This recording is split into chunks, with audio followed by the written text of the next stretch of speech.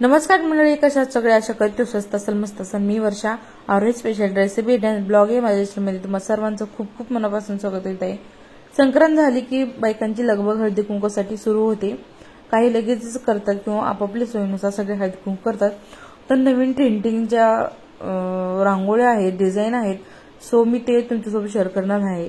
एक दोन मी तुमच्याशी शेअर केलेले आहेत आणि आणखीन काही शेअर करणार आहे। हे झटपट होणारे आहेत आणि घरच्या साहित्यामध्येच आपण ह्या मस्त अशा डिझाइन डेकोरेशन करू शकतो। आणि आता रांगोळीने काढण्यापेक्षा अशा फुलांच्या, साडींच्या, ज्वेलरीच्या किंवा मग हळदी कुंकूशी रिलेटेड अशा डिझाइन खूप साऱ्या प्रमाणात आता आपल्याला यूट्यूबवर म्हणा, इंस्टाग्रामवर म्हणा बघायला भेटतात। तर मी काही त्यातल्या मोजके डिझाइन मी तुमच्यासोबत शेअर करणार आहे। आज ही सेकंड पार्ट आहे। फर्स्ट पार्ट मी जेव्हा हळदी कुंकू ठेवलं होतं सो मी तेव्हा तुमच्यासोबत शेअर केलेलेच आहे। तर तुम्ही बघू शकता एकदम मस्त सोपी, साधी, सुटसुटीत आणि फक्त 15 मिनिटांमध्ये बनवून तयार होते। नॉर्मली जर आपण रांगोळी काढायला गेलं तर कलर भरायचे किंवा मग कोणाकोणाला डिझाइन येत नाहीत वगैरे, मग ती एवढं कुटाणा करण्यापेक्षा एकदम साध्या सोप्या गोष्टीमध्ये आणि घरातच अवेलेबल असणाऱ्या गोष्टीमध्ये ह्या रांगोळी काढून पटपट तयार होतात। सो आता या ठिकाणी मी थीम बनवलेली आहे विठ्ठल रुक्माई, म्हणजेच आपण म्हणजे ओसायला जातोच विठ्ठल रुक्माईला, त्याच्यामुळे मूर्ती होती तर मी मूर्ती सेंटरला ठेवली होती। लाल आधी पाट ठेवला, लाल पीस टाकला, त्याच्यानंतर विठ्ठल रुक्माईची मूर्ती स्थापन केली। त्यानंतर मस्त असे हार घातले विठ्ठल रुक्माईंना। एक साडी घेतली। आता साडीचा कलर तुम्ही कोणताही घेऊ शकता आणि कलर कॉम्बिनेशन सुद्धा तुम्ही मनाने करू शकता। या ठिकाणी मी ग्रीन काठपदरची साडी घेतली आहे, त्याची अशी तुम्ही फोल्ड करून घडी ठेवू शकता।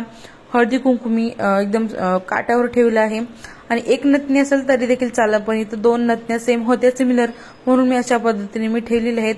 बांगडे सुद्धा एकदम सिमिलर ठेवले आहेत आणि गळ्यातला सेट तुम्ही कोणताही तुम्ही ठेवू शकता। मी तर म्हटलं तुम्हाला कलर कॉम्बिनेशन मोत्याची ज्वेलरी ठेवू शकता आणि तुमच्या मनाने कोणतीही तुम्ही ज्वेलरी ठेवू शकता। तर अशा पद्धतीने खण मी पिसाचे तयार केलेले आहेत। सो मी अशा पद्धतीचे 3 ठेवलेले आहेत।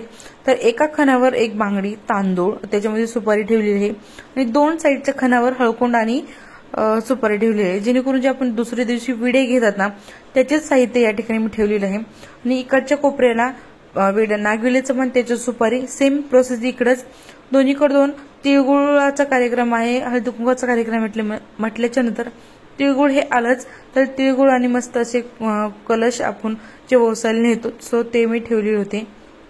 एकदम समोर तुम्ही फुलाची डिझाइन काढू शकता, फुलं ठेवू शकता किंवा मग मी या ठिकाणी बांगडे ठेवलेले आहेत। आता ग्रीन साडी होती म्हणून मी रेड कलरच्या बांगड्या ठेवल्या। तुम्ही कोणत्याही कलरची जर साडी घेतली तर तुम्ही ग्रीन बांगड्या ठेवल्या तर अगदी उत्तम आणि उठून दिसतं। आणि की शक्यतो खाली व्हाईट किंवा मग स्किन कलरच्या फरशी असतात त्याच्यामुळे छान दिसतं।